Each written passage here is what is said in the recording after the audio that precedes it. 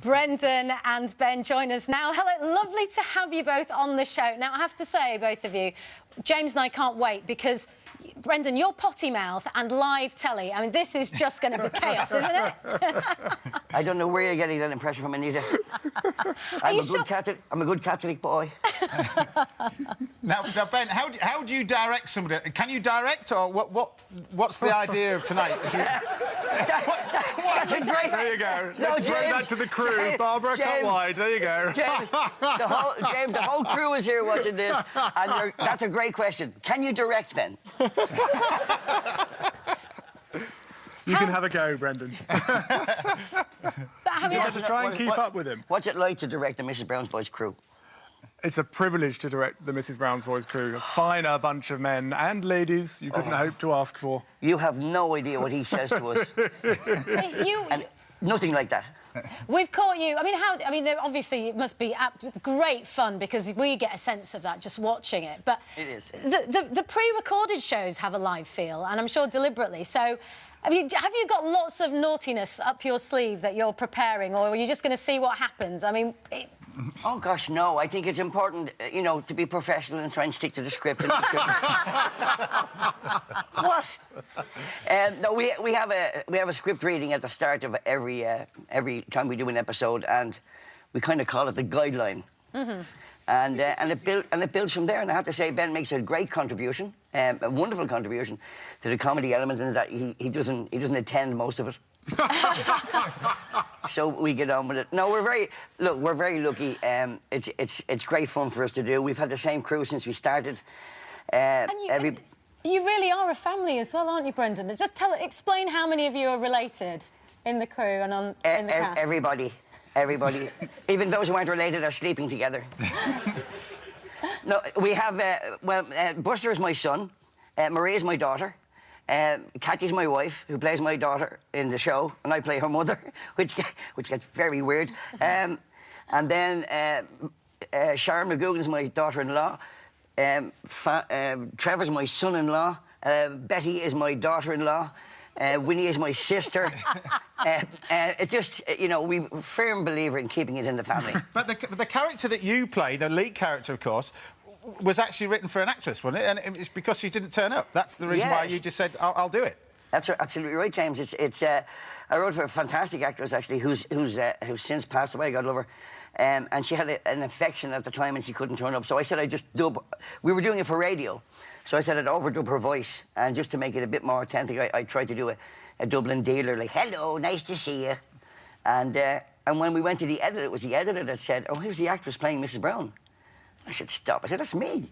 And he said, you've got to keep that voice. And what do you put the success of this to? Because, what is it? It's because it keeps it in the family, the same people that are involved in it since the beginning? What is the success to it? Is that...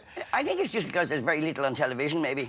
I know, look, I think somebody... Everybody knows an Agnes. Somebody like Agnes. It's either an aunt or a granny or a mother. And everybody knows a little bit of Agnes, and she's that...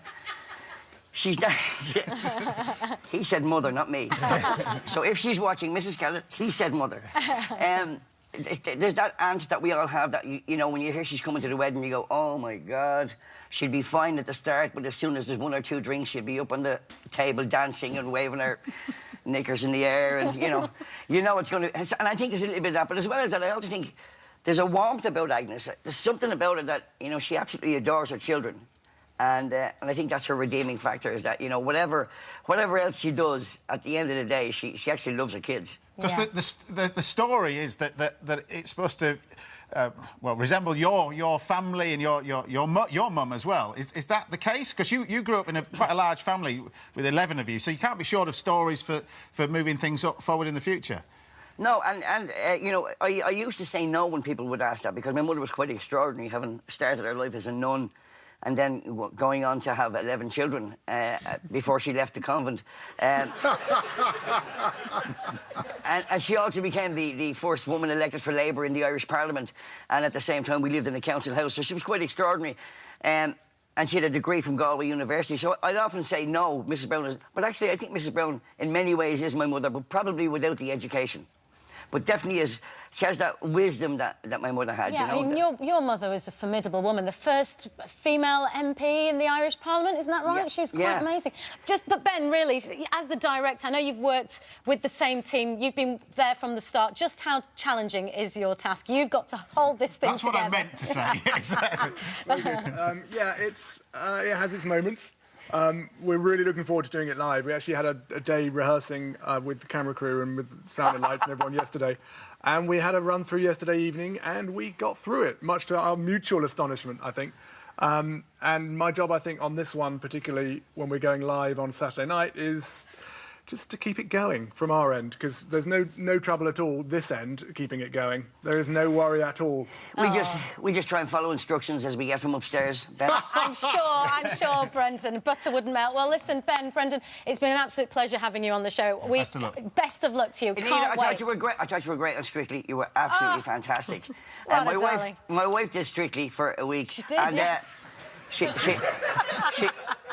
was wonderful. And James, you got to get me on to do the woman omelette. I'm brilliant. Yeah, that was about 8 weeks ago. But anyway, we'll get you on here. Come and see us on here. Come and see us. We'd love to have you on. Well, thank you both. Thank you so much for joining us, Brendan and Ben. For more of the same, just click here. And don't forget, you can subscribe for even more of these amazing videos exclusive to our channel. Things happen. You open beer bottles, you cut yourself. I accidentally punched him in the face once. You know, things happen. I mean, That's actually not the worst thing that happened, because you threw up on stage, didn't you? Yes. Oh, I'm sorry I told that story. The punching actually was worse. I was there for both, and I can assure you.